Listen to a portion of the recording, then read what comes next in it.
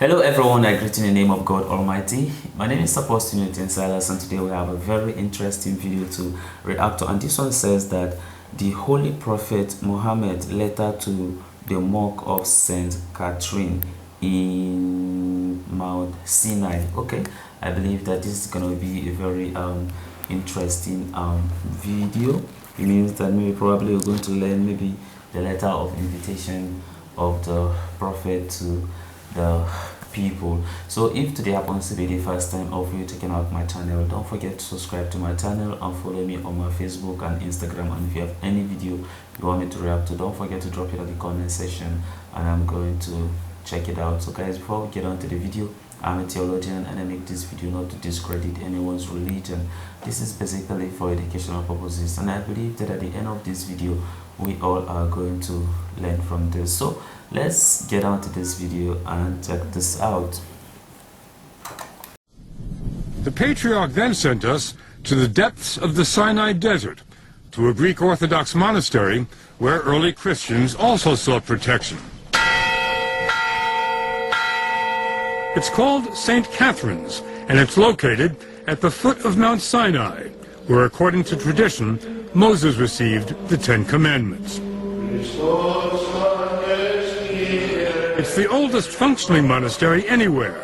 There are 25 monks here today, servicing the smallest diocese in the world. The monks are all Greek, with one exception.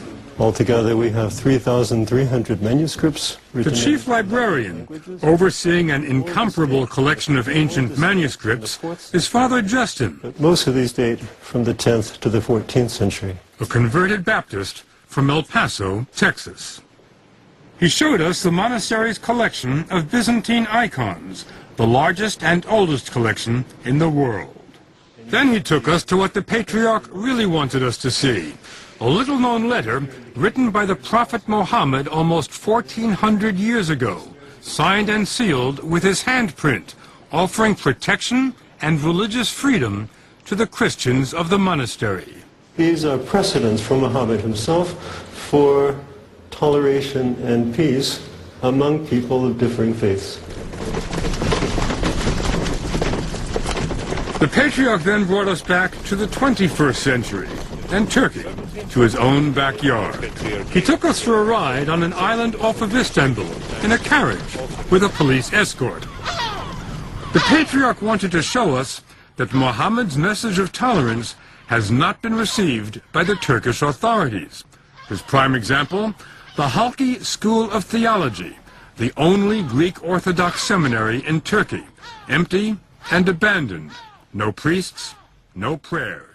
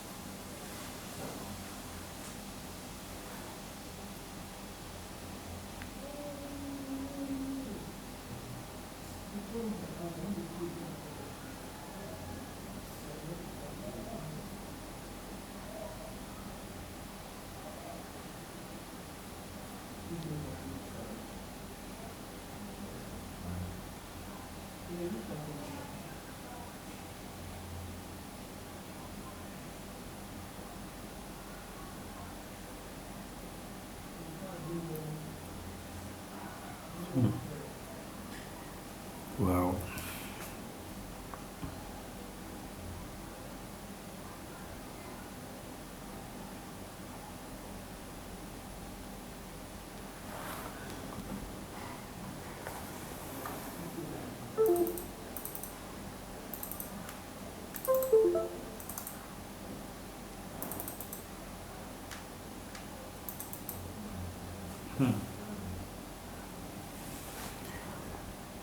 It's very interesting video, of course, learning about the letter Prophet Muhammad sent to Saint Catherine. That's in the Sinai place that is being believed that Moses received the 10 commandment. I think this is the place that is maybe currently the Turkey.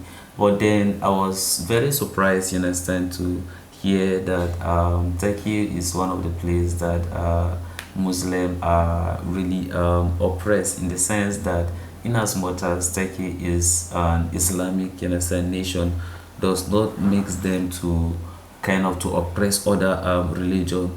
As the matter of fact, they are actually encouraging, you understand, the people to rather protect, you understand, the Christians, and protect their places of worship, and then also ban them from making some kind of enchantment, be for you to be chanting some kind of things that you are not supposed to do in the public. And that's why some of the scholars, you understand, are being prosecuted. That's if you are saying things, understand, that does not go with the Islamic values or with the country, understand, constitution, and then therefore you get, understand, punished and prosecuted, understand, in the process. I'm just very surprised, understand, getting to know about these things, understand, for the first time, because for all, you understand, I've been thinking, or from what I just know, is that I was thinking that they would rather be the one to kind of encourage, understand, much more on the spread of the Islam and all those things. So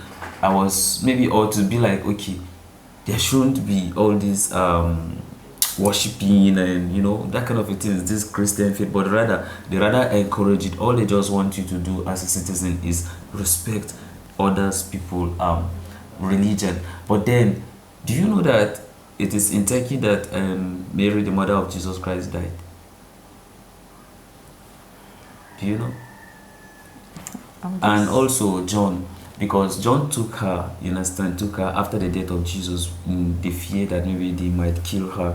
So therefore, that's why he now took her to Turkey. So it is in Turkey that he died, and then also the mother of Jesus, understand, she died. John is the only apostle that was not crucified. All the rest, they crucified them except, you understand, John. Sure. But that, like, it's just very interesting, you understand, watching this and get to know about, you understand, the prophet, you understand, sending a letter of solidarity, you understand, of peace, you understand, to the people, despite the fact that they were not Muslim before, you understand, they were Christians before Muslim, in a sense, finally took over. But nevertheless, you understand, nevertheless, the thing is, I'm just very surprised, because I was thinking that maybe the prophet could be like, okay, I want you to be a Muslim and all those things, and you get it. But then it was just a different thing, you understand, entirely. So that kind of got me thinking to why some people feels like there shouldn't be intermarriage, you understand, between religious, you understand, faith. Rather, all they will say is that if it is the Muslim man who is marrying the lady, then it's allowed. But if it is the other way around, is the lady that is marrying another religion, then it's not, you understand, allowed. But then if you listen, you understand, to some of the things, you understand, that the prophet say, then you realize that when you are the lady, you understand, you can also marry, you understand, other faith, because of why they are not supposed to force you to marry what you don't want to marry. You're supposed to have your own right to marry, you understand, where you want to. But it is being encouraged that they should marry same religion, but it wasn't that it's an haram that you have to marry from your own religion. So you see, those are some of the things I was talking about. It means that some people are just twisting it, you understand, to suit whatever they are doing. And that was the reason why, you see, when I made a remark, I says that I wish to marry a Muslim girl, then they were like, at the comment section, they're telling me that like it's not right. Before you do that, you have to become a Muslim first before, you understand, you can be able to marry a Muslim lady. But then when you watch this video, you realize that, you understand, you are just getting it wrong.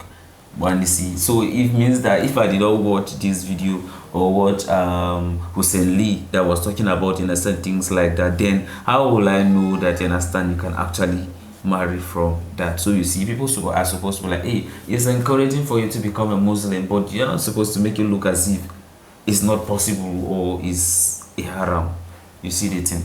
Alright, well, let's listen to you, like what you have to say, you understand, concerning the video. Well, and the based letter on the letter, I think the reason why Prophet wrote the letter was, I think it's based on there are some Christians that are still in that country, so that they should not oppress them, and it's not allowed or good to force them. So I just love that part, that we don't need to force people into our religion. So because God have created us, we are one in the sight of God. So even if you want them to come to your religion, you have to preach to them by your own character. I'm also talking to my fellow Christians that everything is not by force or by judgment. Even God have not made us a judge over any creature. So we have to sometimes use our character, our good deeds to preach to someone. So I just want to give a story. One day I was preaching to a lady.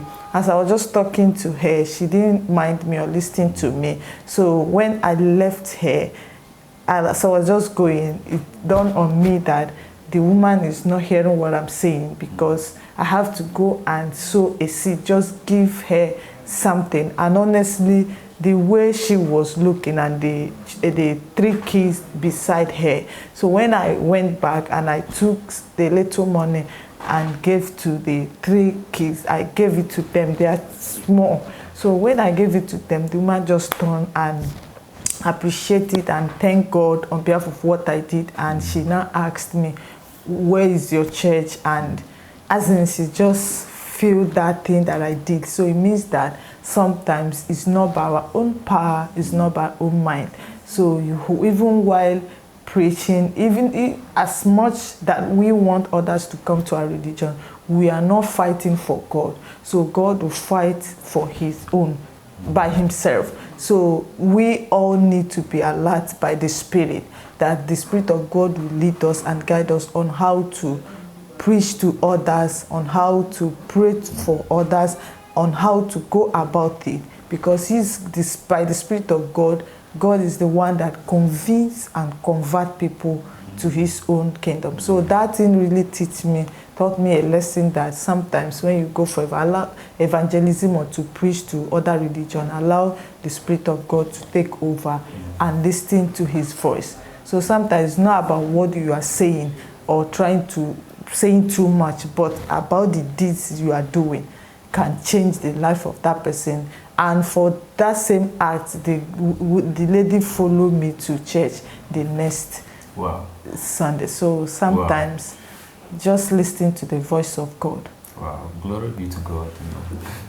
God bless you for doing that. I know that a lot of you have a thought, an opinion concerning this video. Of course, we have said a lot concerning this letter that the prophet sent to the people that's at Sinai. So you can drop your thought and opinion at the comment section and tell us where you are commenting from. So this is the end of our video. If you like our reaction, you should like, share and subscribe. And if you have any video you want me to react to, don't forget to drop it at the comment section and I'm going to check it out. So you remain blessed and I see you in my next video.